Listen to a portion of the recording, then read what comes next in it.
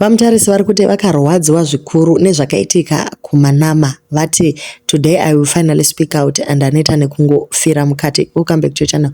Please don't forget to like and subscribe. Vaive kuvanhu vakachena chaizvo Kuma NAMA uku. Awards akawiniwa. Asi ivo vari kuti Vamtarisi vakanga vakagadzirirawo kuti vakomana vawinewo award kunyanya yavakaimba naJulianking. Vari kuti masutu avakaenda vakapfeka angari kukwira pastage kwete kuomberera vamwe.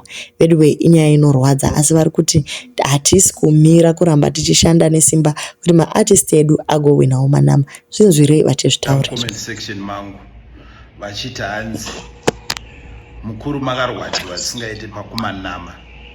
Hanzi makarwadziwa zvekudaro maida kuti mufana wenyu awine NAMA. Ndakuudzai chokwadi, hadi kungonyeperai. I want to be very, very honest with you today. Kana kuri kuti munhu akamborwadziwa nemaNAMA ka, munhu akarwadziwa ndini. I want to tell you the truth. Because inini handiti ndakanga ndiri padhuze nemufana uya padhuze ndichinyatsoona kushanda kwaanga achiita. Hadombokunyeperai. And even he was very, very convinced. Okay, pa People's Choice Award takatotaurirana munzira kuti winki anodiwa nevanhu. Hapana asingazvizive izvozvo. Right. But pa Best Outstanding Male nepa song yaona Julianking One by One tainyatsova 100% sure kuti mufana anotora chinhu. Takagutsikana tese. Hapana kana anga ine doubt. Masutu avakaona takapfeka yaka angari asiri masutu ekuenda kungonoona vamwe vanhu, aitova masutu ekutokwira pastage. Saka zvakaitika zvezvo, yeah, very correct, zvakandirwadza. Kune vese vakati hanzi mundara makatopinda mumagumbeze nebhutsu.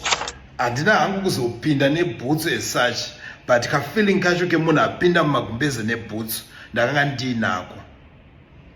Zvisinei hazvo, musi weFriday kuChipinge, kana uine hama iri kuChipinge, udza kuti muChipinge munenge muine vakomana vetea on Friday. Anditika. And then musi weSaturday yatiri kutopinda iyoyi, musi wa2 kwaMutare. KwaMutare ndokumusha kwamai vangu inini, kumanika bridge.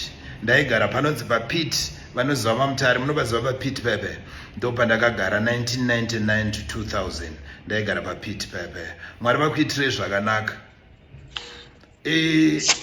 Zvisinei hazvo kuti zvakarwadza zvikaita sei, hatisi kudzora tsvimbo. Takutorovera kuenda, fanike izvo zvisvika hatichatomboita zvemajokes. Ndiri kutonyatsonzwa kutoda kutotika titonyatsomovha kuenda mberi. Inini zvangu inini handitomboda, ndiri relentless kana pakaitika chinhu chakaita secho. Ndoramba ndichingo amheno ikoko.